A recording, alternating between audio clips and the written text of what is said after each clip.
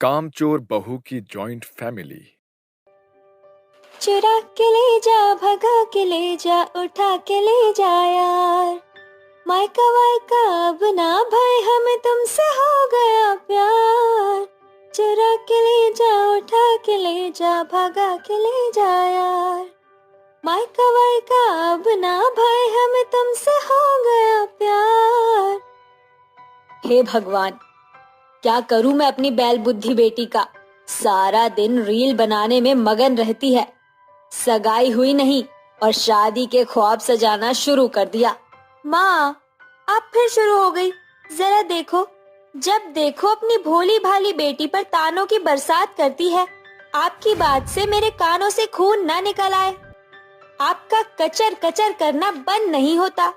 जब तुझे अपनी माँ के बोल बर्दाश्त नहीं हो रहे तो सास के ताने बाने कैसे सहेगी। वहाँ तुझे पका पकाया खाना नहीं मिलेगा। इसीलिए अपनी रील की दुनिया से बाहर आ और अपनी जिम्मेदारियों को समझना सीख। आज तेरी सगाई है और बहुत जल्दी शादी। माँ, अब आपकी बेटी पराई होने वाली है। कम से कम अब तो मुझे कामचोरी का ताना मत दो। अपनी कामचोर बेटी का मेलो ड्रामा देखकर माँ बेचारी चुप हो जाती है और कीर्ति की सगाई प्रेम के साथ हो जाती है। माँ, मैं तो बुरी थक गई। ये सगाई और शादी के सफर के बीच बेचारी एक लड़की को कितनी मेहनत करनी पड़ती है। क्यों मेरी कामचोर बेटी, ऐसा भी कौन सा पहाड़ तोड़ना पड़ गया तुझे। सगाई का सारा कामकाज तो तेरी माँ ने अकेले संभाला है। मजाल है जो तूने एक तिनका तक उसकाया हो। बस लीपा पोती करके रीले बनाने में मगन थी। अगर ऐसे ही तेवर रहे ना तो तेरी सास तुझे ससुराल से बाहर का रास्ता दिखा देगी। माँ, आपकी कीर्ति ने कोई कच्ची गोलियां नहीं खेली। एक बार बस मुझे बहू बनकर ससुराल तो जाने दो। आखिर कामचोर कीर्ति के दिमाग में कौन सी खुराफाती की खिचड़ी पक रही थी, ये तो बहू बनने के बाद ही पता चलेगा। दिन गुजरते जाते हैं और शादी का दिन आता है। दुल्हन के जोड़े में सजी धजी कीर्ति अपने ही धुन में गुनगुना रही थी। जिसका मुझे था इंतजार, जिसके लिए दिल था बेकरार, वो घड़ी आ गई आज। अरे मेरी बैल बुद्धि बेटी, बारात दरवाजे पर आ चुकी है और तू यहाँ मुजरा करने में मगन है। क्या बारात आ गई? फिर एक आखिरी गाना तो बनता है। राजा की आई है बारात, रंगीली होगी रात, मगन मैं नाचूंगी, मगन मैं नाचूंगी। अरे बस कर कीर्ति, और अब चल, शादी का मुहूर्त शुरू हो चला है। कीर्ति अपनी माँ के साथ नीचे चली जाती है, जिसके बाद शादी शुरू होती है। अरे ये इतने सारे लोग शादी में शरीक कैसे हो गए, जबकि सगाई में तो गिने चुने लोग ही थे। खैर छोड़ो। बस भगवान, इससे पहले कि मेरी कामचोर बेटी मंडप में ही मुजरा करने की कारिस्तानी करे, जल्दी से ये शादी हो जाए। कुछ ही देर बाद कीर्ति की शादी हो जाती है, जिसके बाद वो गाने बाजे और बारात के साथ ससुराल आती है और अपने ससुराल के बड़े परिवार से अनजान बहू बोलती है। अरे आप सभी तो बड़े बेशरम बाराती है। शादी समाप्त हो गई, अब अपने घर जाइए। अरे बहू, तू गलत समझ रही है। ये सभी बाराती नहीं, तेरे ससुराल वाले हैं। ये सभी सगाई में नहीं आ सके थे। मैं तुझे सभी से परिचय कराती हूँ। ये है तेरे जेठ और जेठानी, जतिन और ज्योत्सना, और ये तेरे ससुर, और ये तेरे देवर दक्ष, और ये तेरी ननद और नंदोई, कमलेश और नीलिमा। बस यही है हमारा घर परिवार। माँ जी, इसे घर परिवार नहीं बल्कि जिला घोषित कर देना चाहिए। मुझे नहीं मालूम था मेरे ससुराल में दुनिया भर के लोग समाये हैं, और ये इतनी बड़ी ज्वाइंट फैमिली क्या कम थी जो ये नल्ले नंदोई जी ससुराल में घर जमाई बनकर जम गए। इसी के साथ ननद भाभी के बीच नोकझोंक शुरू हो जाती है। आपने मेरे पति को नल्ला कहा। मैं इस घर की बेटी हूँ। इस नाते ये मेरा और मेरे पति का भी बराबर का हक है, समझी ना। ये आपका ससुराल है मगर मेरा मायका, इसलिए इस तेवर को कीजिए ताले में बंद। और जुबान पर तहजीब लगाइए। ननद के तीखे बोल सुनकर कामचोर बहू पिनकते हुए पांव पटककर कमरे में आकर फुसफुसाने लगती है। माँ ने मुझे जानबूझकर मेरे जॉइंट ससुराल वाले के बारे में नहीं बताया था। कोई बात नहीं, मुझे तो पता है कि अब मुझे क्या करना है। रात बीतती है और नया सवेरा होता है, जिसके बाद कामचोर बहू किचन में कदम रखती है। अरे नहीं बहू, बड़ी देर लगा दी तूने आने में। अब बिना देर किए सभी के लिए चाय बना ले। और याद रखना देवरानी जी, तुम्हारे जेठ जी तेज चीनी की चाय पीते हैं और छोटे देवर जी कॉफी पीते हैं और ननद नंदोई जी कड़क चाय पीते हैं और सासू माँ और ससुर जी मधुमेह के मरीज हैं, इसीलिए उनके लिए फीकी चाय बनाना। क्यों जेठानी जी, आप रसोई में नहीं रुक रही क्या? अरे सालों से मैं ही तो ससुराल की सारी जिम्मेदारी संभाल रही थी। अब नई बहू होने के नाते तुम्हारी बारी है। इसके बाद सभी नाश्ते की मेज पर बैठकर नाश्ते का इंतजार करने लगते हैं। वहीं दूसरी ओर कामचोर बहू किचन में कुड़कुड़ाती हुई बोलती है। ये ज्वाइंट फैमिली की बहू बनने में यही परेशानी है, सभी के मुंह का स्वाद टुकड़ों में बटा होता है। किसी को मीठी चाय चाहिए, किसी को फीकी, तो किसी को कॉफी। देखो कैसे भूखे नंगे की तरह किचन की ओर ही नजर जमाए हैं। इन्हें तो मजा चखाना ही पड़ेगा। थोड़ी ही देर बाद बहू सभी को चाय देती है। अरे कीर्ति, ये कैसी चीनी कम वाली चाय बनाई है तुमने? ज्योत्सना ने तुम्हें नहीं बताया था क्या? अरे बहू, ये कैसा फेरबदल कर दिया तूने। जतिन के चाय में चीनी कम है और मेरी चाय चाशनी जैसी है, और वो भी इतनी कम। कामचोर बहू अपने चाल में कामयाब हो जाती है और उसे बोलने का बहाना मिल जाता है। मैं बताती हूँ माँ, जरूर भाभी ने मुझसे जल भुनकर कम चाय बनाई होगी ताकि मुझे ना मिले। मैंने जानबूझकर क्वांटिटी थोड़ी कम किया है। एक तो इस बारात घर के लिए बाल्टी भरकर चाय बनाना, अब कप इधर उधर हो गया तो मैं क्या करूँ? माँ जी, मुझे बहुत तेज सर दर्द हो रहा है, मैं मेरे कमरे में जा रही हूँ। इसके बाद बहानेबाज बहू कमरे में चली जाती है और बेचारा पति परिवार वालों के बीच पिसकर रह जाता है। अरे साले साहब, ये कैसी लड़की से इश्क लड़ा लिया जो किसी काम की ही नहीं। हाँ जीजा जी सही कह रहे हैं, जो हमारे जॉइंट फैमिली के लिए एक ढंग की चाय भी नहीं बना सकती, वो बहू की बाकी जिम्मेदारियां क्या खाक निभाएगी? अरे अपने दिमाग के घोड़े दौड़ाना बंद करो सब। किसी की परेशानी को काम चोरी का नाम देना अच्छा नहीं। एक तो बेचारी बहू शादी ब्याह की भाग दौड़ में अस्त व्यस्त थी, थक गई होगी। नीलिमा, जा खाना बनाने में बड़ी बहू का हाथ बटा ले। मैं शाम के लिए साग की छटाई कर देती हूँ। जहाँ एक और घर की बाकी औरत कामों में लगी होती है, वहीं कमरे में बैठी कामचोर बहू रील बनाने में मगन होती है। जनवरी फरवरी मार्च अप्रैल मई और जून जुलाई, सासू सारा काम करे, बहू रानी खाए मिठाई। आहा।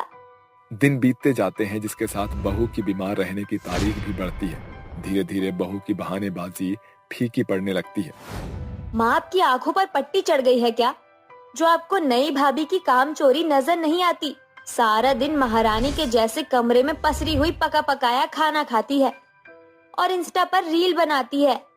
नीलिमा की बात सुनकर सास का पारा बढ़ जाता है और ससुराल के सभी सदस्यों में कानाफूसी होती है। अगली सुबह, ये आज ससुराल में इतनी शांति क्यों छाई है? देखना पड़ेगा। बहू कमरे से बाहर आती है, जहाँ सास शॉल ओढ़े बैठी होती है। क्या बात है सासू माँ, अब तक मेरे जॉइंट ससुराल में कोई जागा नहीं? अरे बहू क्या बताओ, लगता है इस परिवार वालों पर तेरा परछावा पड़ गया है, सभी बीमार पड़े हैं। ये सुनकर अब तक जो चाय का इंतजार कर रही थी, वो कामचोर बहू अपने लिए खुद ही खाना बनाने के लिए किचन में कदम रखती है। तभी सास बोलती है। अरे बहू, जो भी बना रही है सभी के लिए बना लेना, क्योंकि एक तेरी ही तबीयत हरी भरी है। बेचारी कामचोर बहू करती भी तो क्या, सास की बात मानकर पूरे ससुराल वालों के लिए खाना बनाती है। दिन बीतते हैं, फिर एक दिन। माँ जी, बस मुझसे ये खाना पीना अकेले नहीं बनेगा। अरे ऐसी भी कौन सी बीमारी ने घेर लिया है सभी को, जो जा ही नहीं रही? क्या बहू, तूने भी तो बीमारी का बहाना बनाकर ऐसे ही पलंग तोड़ने की परंपरा निभाई थी, इसीलिए तेरे जॉइंट ससुराल वालों ने तुझे जोड़ का तोड़ देने के लिए बीमारी का बहाना बनाया, ताकि तुझे सबक मिले। पूरे परिवार वालों के सामने बहू के कामचोरी की पोल खुल जाती है। बहू की बोलती बंद हो जाती है। साथ ही उसका सर ससुराल वालों के सामने शर्म से झुक जाता है, जिसके बाद बहू अपने कामचोर बर्ताव में बदलाव लाकर कामकाजी बहू बन जाती है, जिसके साथ सभी खुशी खुशी रहने लगते हैं।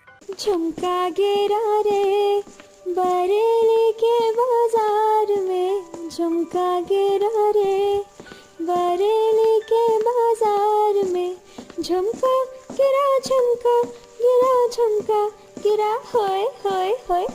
क्यों रे कनिका, कैसा लग रहा है मेरे सोने का चमचमाता झुमका? चांदनी के झुमके को देखकर कनिका कुर्ते हुए बस्ता टांग कर घर लौट आती है, जहां उसकी बड़ी बहन बबीता उसकी ओर देखकर मुस्कुराते हुए बोलती है, अरे क्या बात है, आज मेरी छोटी बहन इतनी जल्दी घर कैसे लौट आई? मैं अब कभी स्कूल नहीं जाऊंगी। मगर क्यों कनिका, तुम स्कूल क्यों नहीं जाओगी? क्योंकि स्कूल की सारी लड़कियों के कानों में सोने के झुमके हैं। आज तो चांदनी भी भारी सा झुमका पहनकर आई थी, एक मेरे ही कान खाली है। कैसी बड़ी बहन हो तुम, जो मुझे एक झुमका तक नहीं दिला सकती? अगर माँ पिताजी आज जिंदा होते तो मेरे कानों में ये लकड़ी की तीलियां नहीं बल्कि सोने का झुमका होता। अपनी छोटी बहन को एक झुमका खरीदने की ख्वाहिश भी पूरी नहीं कर सकती तुम। लानत है तुम जैसी बड़ी बहन पर। अपनी छोटी बहन की ऐसी बातें सुनकर बबीता की आंखों में आंसू भर आते हैं और वो अपनी भीगी पलकों को छिपाकर पानी की गगरी उठाकर भागती हुई नदी पर चली आती है और फूट फूट कर रोते हुए बोलती है, क्यों क्यों भगवान, क्यों बढ़ा रहे हो तुम मेरी मुश्किलों को? अरे मैंने होश ही संभाला था जब तूने माँ बाबूजी को बुलाहट दे दी। उनके जाने के बाद मेरे कच्चे कंधों पर न सिर्फ अपने भूख का भार था बल्कि अपनी दूध मुही बहन की जिम्मेदारी भी आ गई। मैंने तेरे लिखे लेख को मानकर मगन होकर मेहनत किया, अपने पांव भट्टी में झोंककर बहन को पढ़ने के लिए जी तोड़ मेहनत किया। आज वही बहन एक झुमके के लिए अपनी बड़ी बहन के बलिदानों को भूल बैठी है। अब मैं और नहीं सह सकती नदी। बबीता के आंखों से बहते आंसू की बूंद नदी के पानी में घुल रही थी। उसकी आंखों के आगे बार बार उसकी छोटी बहन द्वारा बोले गए शब्द उसके दिल को छल्ली कर रहे थे और वो आंखें मूंद कर नदी में छलांग लगा देती है, जिसके बाद वो बेहोश होकर पानी के बहाव के साथ बहते हुए बहुत ही आगे निकल आती है, जहाँ के नदी का पानी पूरी तरह से नीला था, मानो नदी ने नीली चादर ओढ़ ली हो। वहीं वो नदी सुरंग से होते हुए आगे बढ़ती है, जहाँ कई सारे सोने के झुमकों के पेड़ खड़े थे। काफी देर बाद बबीता बेहोशी से बाहर आती है तो खुद को एक जादुई झुमके के पेड़ के नीचे पाती है, जहाँ खड़े झुमकों के पेड़ आपस में अंताक्षरी खेल रहे थे। तुली याद मैनू गोल्डन झुमके, मैं करना विच पावा चुम चुम के, मेरा झुमका उठा के लाया यार वे, जो गिरा था बरेली के बाजार में। ये मैं किस दुनिया में हूँ और ये पेड़ बोल कैसे पा रहे हैं? बबीता खुद में बुदबुदा ही रही होती है कि तभी एक झुमके का पेड़ बबीता से बोलता है, वो इसलिए क्योंकि हम जादुई झुमके के पेड़ हैं। यकीन नहीं होता तो पलके उठाकर देखो। जैसे ही बबीता पलके उठाकर पेड़ पर देखती है तो पेड़ के हर डाल पर बहुत ही सुंदर सुंदर सोने के झुमके लटके होते हैं, जिसे देखकर बबीता की आंखें खुशी से चमक उठती है। देखा, खा गई ना झटका हमारे जादुई झुमके के पेड़ को देखकर। हाँ, क्योंकि आज तक मैंने पेड़ पर सिर्फ फल और सब्जियां ही लदी हुई देखती थी, मगर ये जादुई झुमकों का पेड़ अपने आप में बहुत ही अनोखा है। तो फिर खड़ी क्यों हो? जो भी झुमका तुम्हें पसंद है उसे तोड़ लो। ये कहकर जादुई झुमके के पेड़ की डाल बबीता की ओर झुक जाती है और बबीता अपनी बहन के लिए एक सुंदर सा गोल झुमका लेकर पेड़ के किनारे खड़े नाव में बैठकर नदी खेव कर घर चली आती है। बबीता दीदी, कहाँ चली गई थी तुम? मुझे माफ कर दो, मैंने गुस्से में आकर तुम्हें कितनी खरी खोटी सुनाई। कनिका, ये देख, मेरे पास तेरे लिए क्या है। अरे वाह, सोने का झुमका। अरे वाह दीदी, ये तो बहुत ही सुंदर है।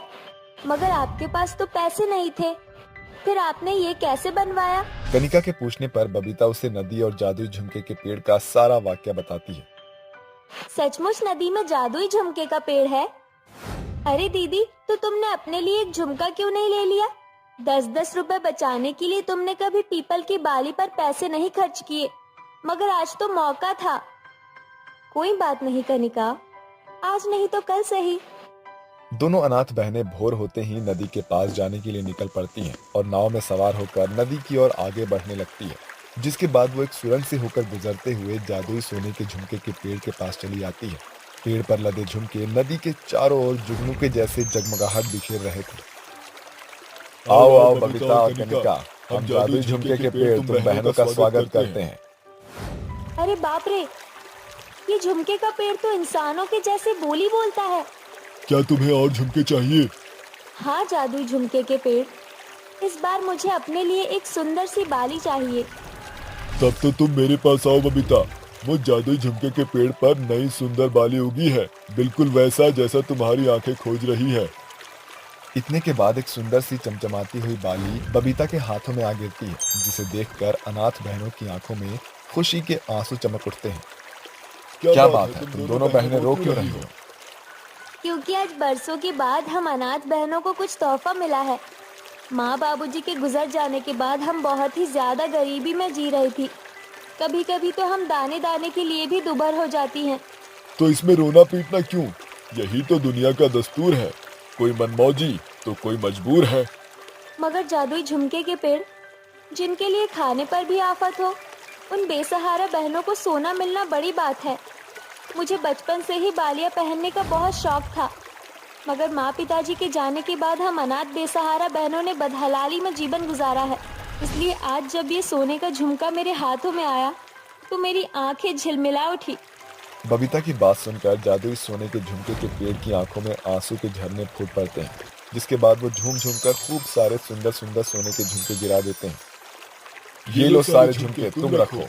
इसे बेचकर तुम बेसहारा बहनें अपनी गरीबी की जिंदगी से आजाद होकर आबाद जीवन बिताओ। तुम्हारा शुक्रिया जादुई झुमके के पेड़। दोनों अनाथ बहनें उन झुमकों को पेड़ द्वारा दिए गए मखमल की पोटली में भरकर नाव में बैठकर जादुई नदी का पड़ाव पार करके गांव लौट कर आती हैं और उन सोने के झुमकों को सुनार के हाथों बेचकर एक बड़े से घर का नींव रखकर रहने लगती हैं। तभी एक रोज हरिया हताश होकर उनके घर के चौखट से गुजर रहा होता है। तभी कनिका उसे रोकते हुए कहती है, क्या हुआ हरिया काका, आप इतने परेशान क्यों हैं? अरे क्या बताऊं बिटिया, कल मेरी बेटी की डोली उठनी है, मगर मुझ गरीब बाप के पास एक फूटी कौड़ी नहीं है।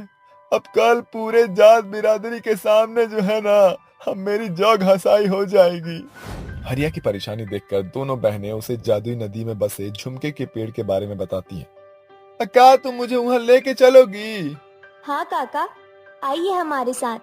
दोनों अनाथ बहनें हरिया को लेकर जादुई नदी के लिए निकल पड़ती हैं और जादुई नदी से होते हुए वो झुमकों के पेड़ के पास आते हैं, जहाँ सभी झुमके के पेड़ मधोशी में झूम रहे थे। ये कैसा अलबेला पेड़ है भाई, जिस पे झुमके लगे हैं?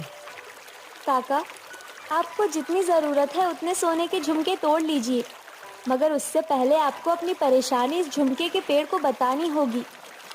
जैसे ही हरिया जादुई नदी के बीच खड़े पेड़ को अपनी परेशानी बताता है, झुमके का पेड़ उसकी ओर झुक जाता है, जिसके बाद वो कई सारे झुमके तोड़ लेता है। अब मुझ गरीब की मदद करने के लिए तुम्हारा बहुत बहुत शुक्रिया। हमें तुम्हारी मदद करके खुशी हुई हरिया। इसके बाद दोनों बहनें जादुई नदी से निकलकर गांव आ जाती हैं और दोनों बहनें लगातार उस जादुई नदी के बीच बसे झुमके के पेड़ से मसलूबों की मदद करती नजर आती हैं। नाश्ते की मेज पर बैठी निधि अपनी भाभी पर फुसफुसा रही थी। भाभी, अरे ओ भाभी, नाश्ता बना कि नहीं? अगर अगले 2 मिनट में मुझे मेज पर नाश्ता नहीं मिला ना तो क्या करोगी तुम? ज्यादा से ज्यादा चिल्लाओगी, इसके सिवा तुम्हें आता ही क्या है? और रही बात तुम्हारे 2 मिनट की, तो 2 मिनट में बस मैगी बनती है, नाश्ता नहीं। भाभी, अपनी भाषणबाजी ना मुझे मत सुनाना, वरना क्या करोगी तुम? वरना मैं आपको धूल चटा के रख दूंगी। आप नहीं जानती कि आपकी ननद निधि क्या चीज है। मोहल्ले से लेकर कॉलेज के चप्पे चप्पे तक आपकी नंद के चर्चे चलते हैं। क्यों, तुम क्या कहीं की अफलातून हो या किसी खुफिया माफिया ग्रुप की मेंबर हो? देखो, अपने कॉलेज और यहाँ के मोहल्ले के लिए तुम जो भी हो, मगर मेरे लिए तुम निठल्ली निकम्मी ननद हो। ये सुनकर ननद का पारा भाभी पर फूट पड़ता है। तुमने मुझे निकम्मी कहा? खैर कोई बात नहीं, तुम्हारे लिए तो मेरे तानों के तोप ही बहुत है। किस बात का घमंड है तुम्हें? दिन हो या रात घास फूस बनाकर खिला देती हो, मैले कुचैले कपड़े धो देती हो और बस जैसे ही दोपहर के 12 बजते हैं बिस्तर पकड़ लेती हो। अरे असल काम चोरी तो तुम करती हो भाभी। देखते ही देखते दोनों ननद भाभी की तू मैं लड़ाई का मोड़ ले लेती है। आवाज सुनकर सरिता और राजीव भागकर वहाँ आते हैं।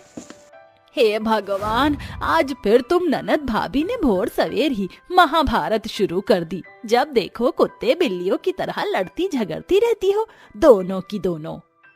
माँ जी, समझाइए अपनी लाडली को कि मुझसे लड़ाई की जड़ ना खोजे, वरना अगली बार बात नहीं बल्कि मुक्कालात होगी। मैं भी कोई कच्ची खिलाड़ी नहीं, पानी पिलाकर न रख दिया ना तुम्हें भाभी तो मैं भी तुम्हारी ननद नहीं।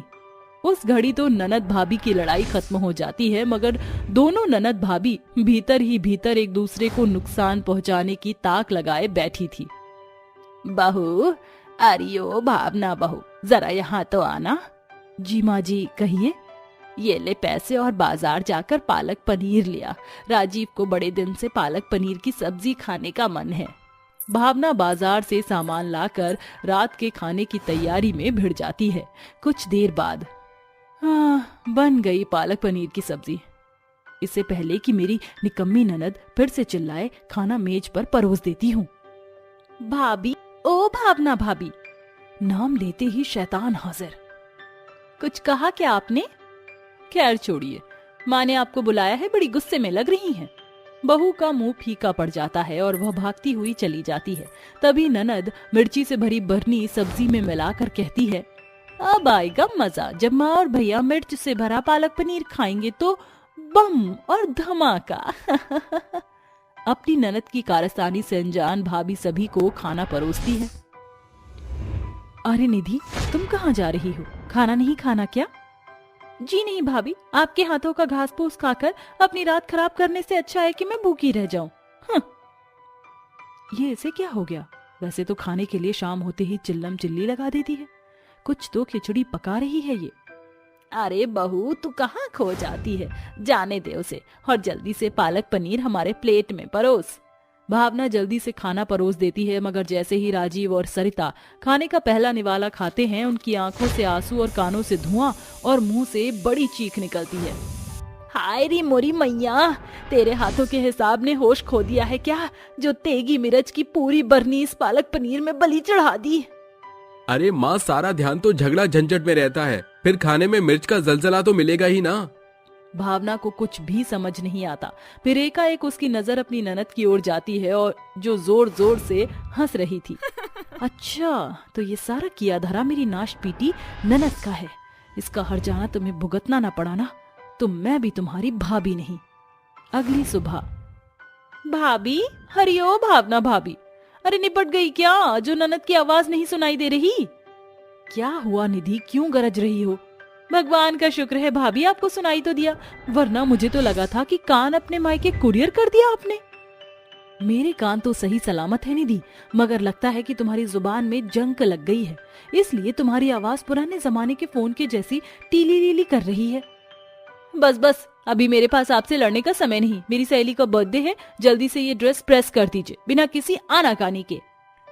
भावना अपनी ननद की बातों का कोई जवाब नहीं देती और कपड़े प्रेस करने लगती है।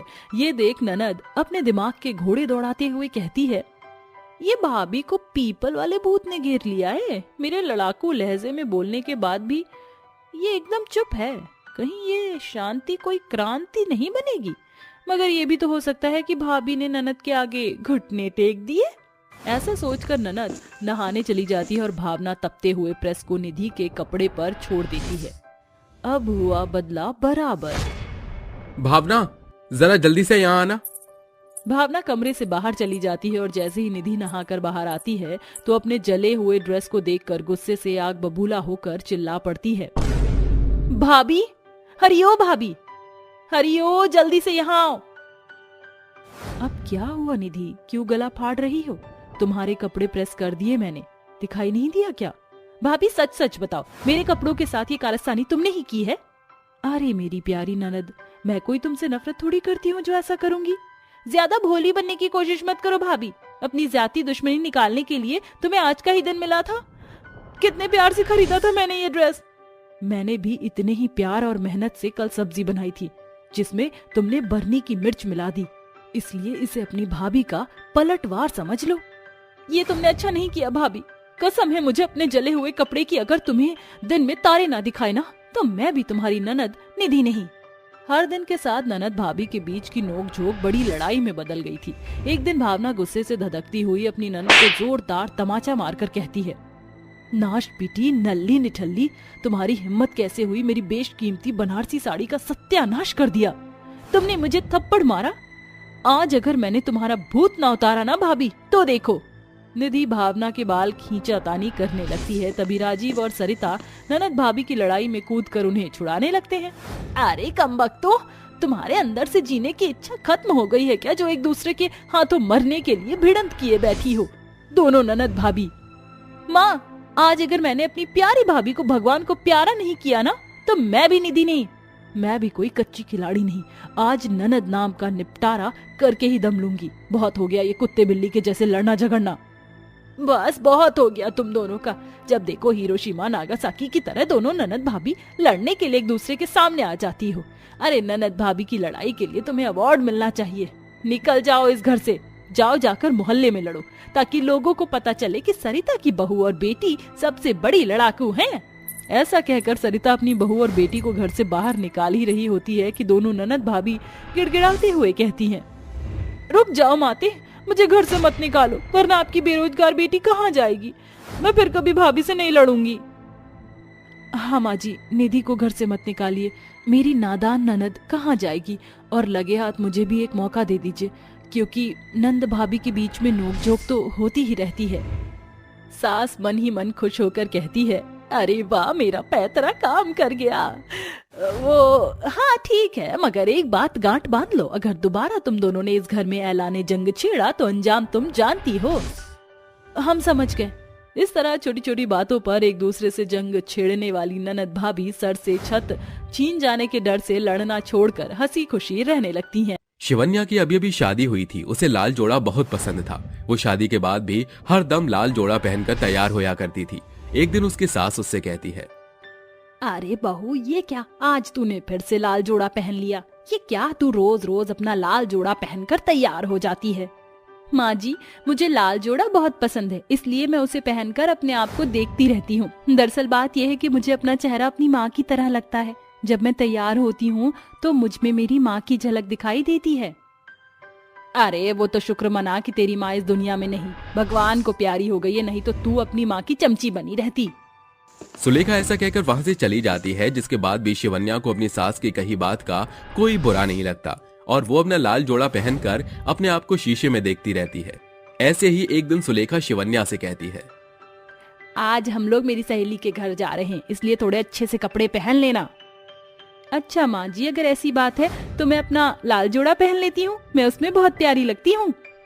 हाँ बहू, तूने सही कहा, लाल जोड़ा पहनकर तू लाल घोड़ी बन जा। शिवन्या अपनी सास सुलेखा की बातें सुनने के बाद हंसने लगती है।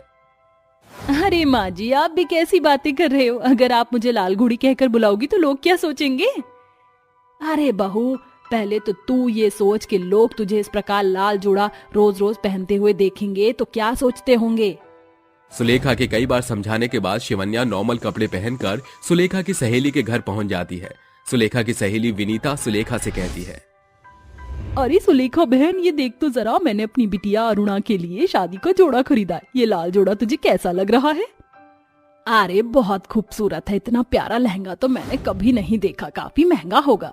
और ये महंगा तो है ही, पूरे 50,000 रुपए का है।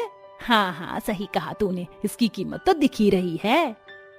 सुलेखा और विनीता दोनों आपस में बातें कर ही रही होती हैं कि तभी शिवन्या लाल जोड़े को हाथों में पकड़कर बहुत खुश होती है और उसे अपने ऊपर लगाकर देखती है।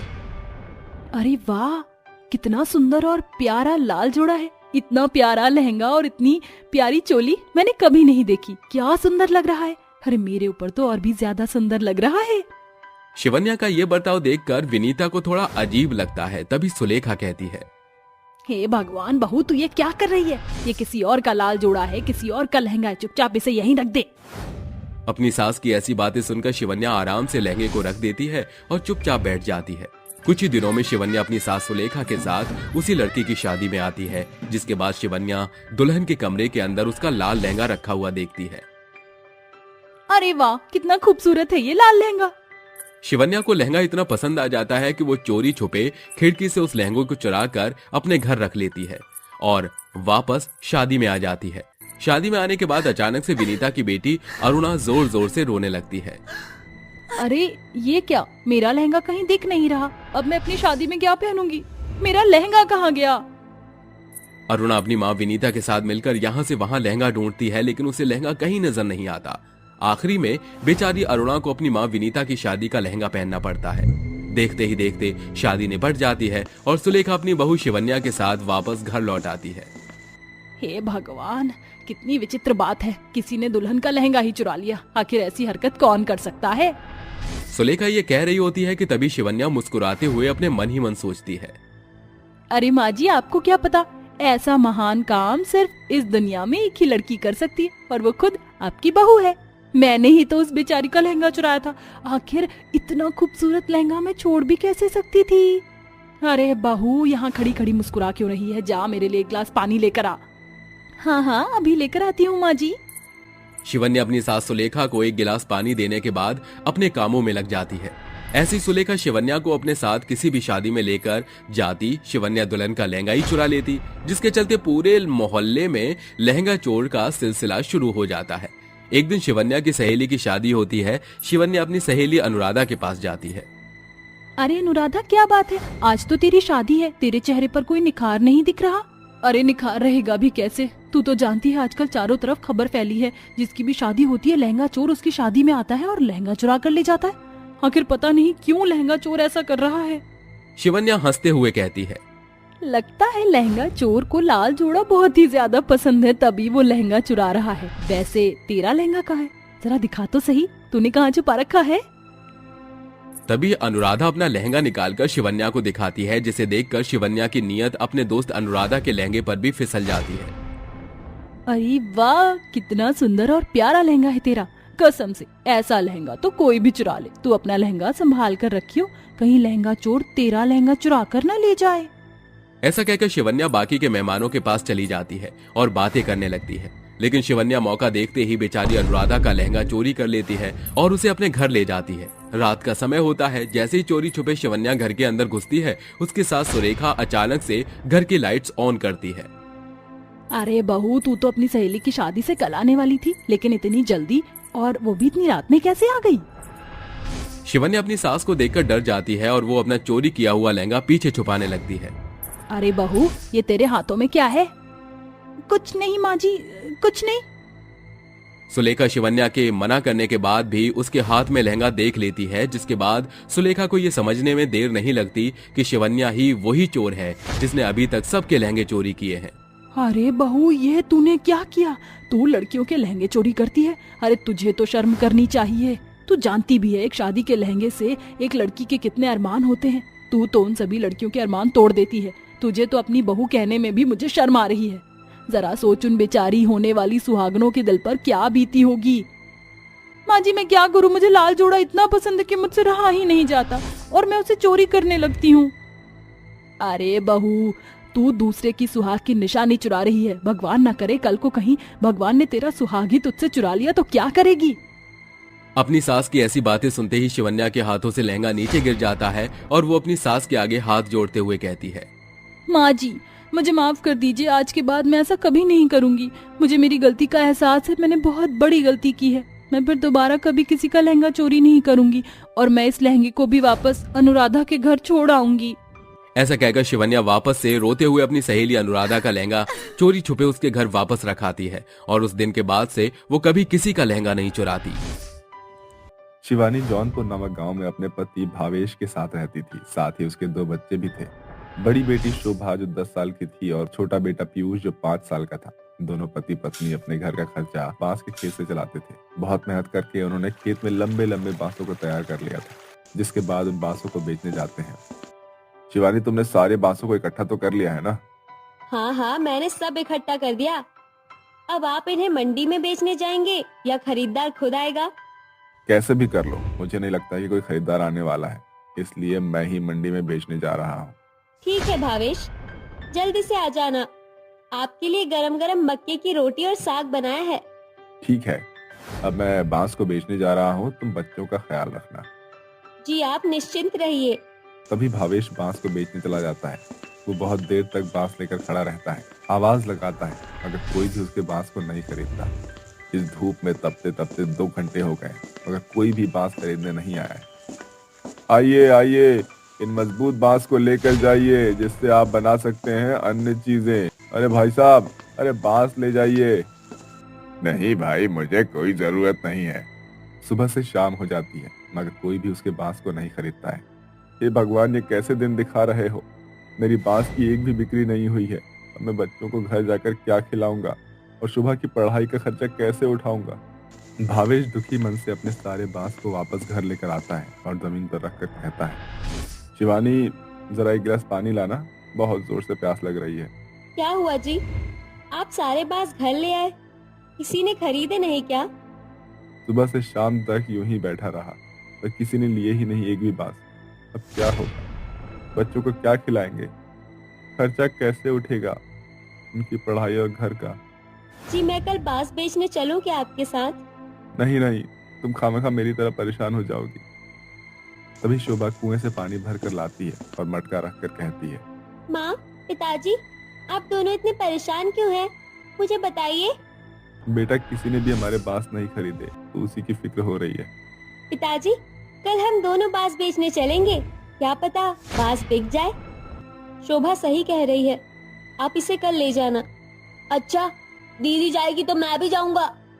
नहीं नहीं, तू वहाँ नहीं जा सकता, तू अभी छोटा है और धूप में परेशान हो जाएगा।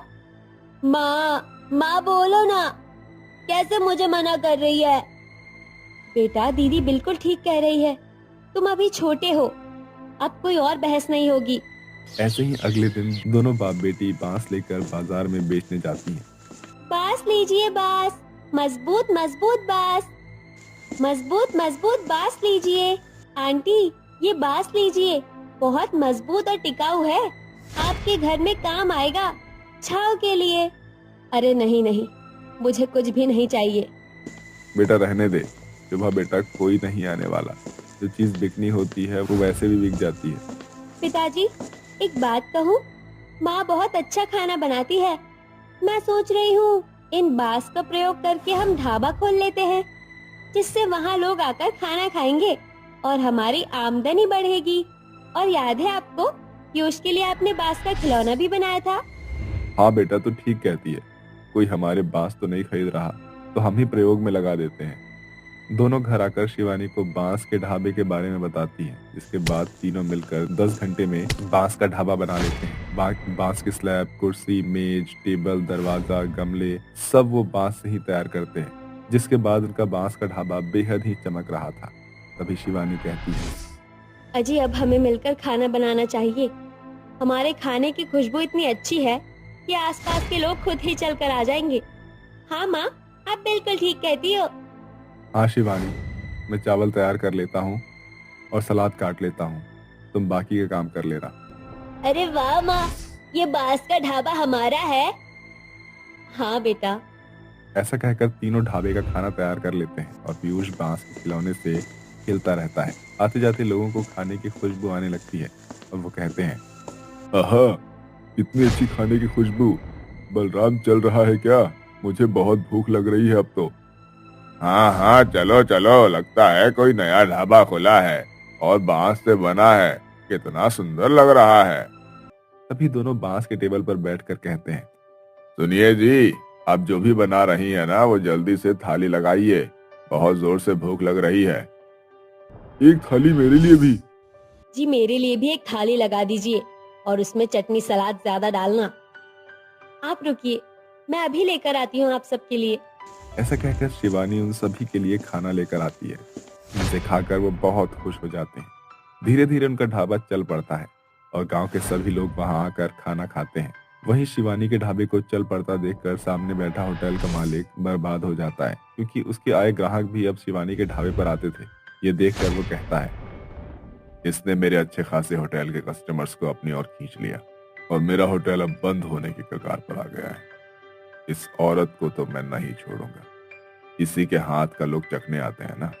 रात हो जाती है। दोनों बच्चे पहले ही घर चले गए थे। तभी दोनों पति पत्नी घर जा रहे थे कि बीच में गगन आकर भावेश के पेट में छुरा घोंप देता है और शिवानी के पेट में भी छुरा घोंप के दोनों को मार देता है। अब हुआ ना हिसाब बराबर। तुम जैसे लोग मुझे सड़क पर ले आए हो, मेरा होटल बर्बाद कर दिया, इसलिए मैंने तुम दोनों को रास्ते से हटा दिया। अब तुम्हारा ढाबा भी नहीं चल सकेगा। गगन उन्हें मार कर चला जाता है। बदले की आग में शिवानी चुड़ैल बनकर वापस लौटती है और कहती है, गगन, तूने अपने होटल के चक्कर में मेरे पति को मार डाला, मेरे बच्चों को अनाथ कर दिया। अब मैं तुझे कभी नहीं छोड़ूंगी। ये ढाबा तो दोबारा चलेगा। वहाँ बच्चे अपनी माँ का इंतजार करते हैं। वहीं चुड़ैल उस गगन को ढूंढते ढूंढते उसके घर पहुँचती है जहाँ पर वो सो रहा था और उसकी गर्दन दबाती है। इतने में गगन की आंखें खुल जाती है और वो चिल्लाता है, चुड़ैल, मत मारो, मत मारो। तूने मेरे बच्चों को अनाथ किया है, ऐसे कैसे छोड़ दूं तुझे, और मुझे विधवा कर दिया।